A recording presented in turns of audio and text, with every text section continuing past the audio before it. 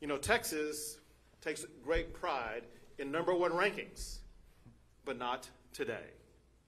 A new study showed that Austin, Texas is the #1 city in America in the year-to-year percentage increase in murders, with a percentage increase of more than 64% for the first half of this year.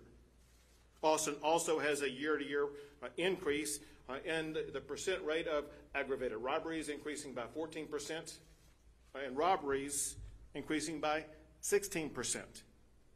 When crime is on the rise, the last thing that we should do is to defund law enforcement.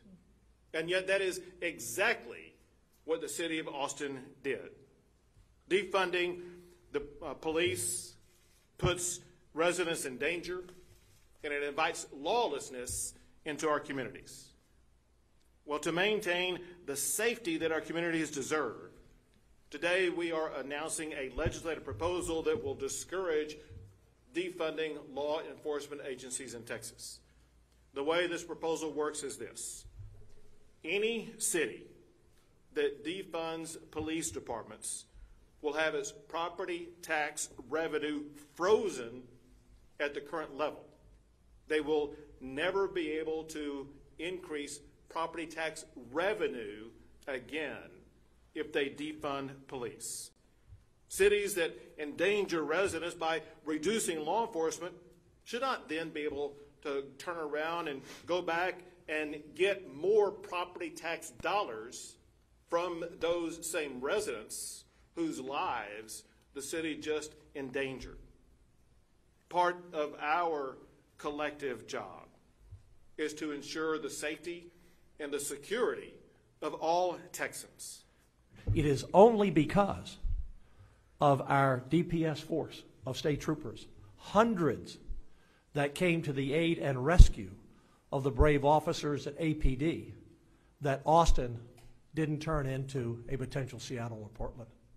Hundreds of state troopers, not just protecting the Capitol and the governor's mansion, but protecting the city of Austin. Because not only has Austin defunded their police, but they've taken away vital weapons that they could use to disperse crowds. What they have done in Austin should never happen in any city in the state, and we're going to pass legislation to be sure that it never happens again. And I hope that legislation, in its final form, will roll back what they've done. Great. People of Austin and Texas deserve to be protected by their police.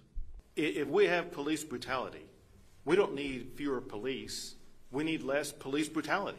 And so we need to take action, whether it be as a legislature or in police departments or whatever the case may be.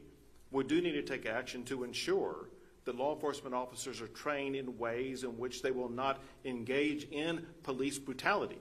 But just because there is an act or maybe many acts of police brutality doesn't mean that we eliminate or reduce or cut back on law enforcement. It means we need to do a better job of training those law enforcement officers to ensure they do not engage in acts of police brutality.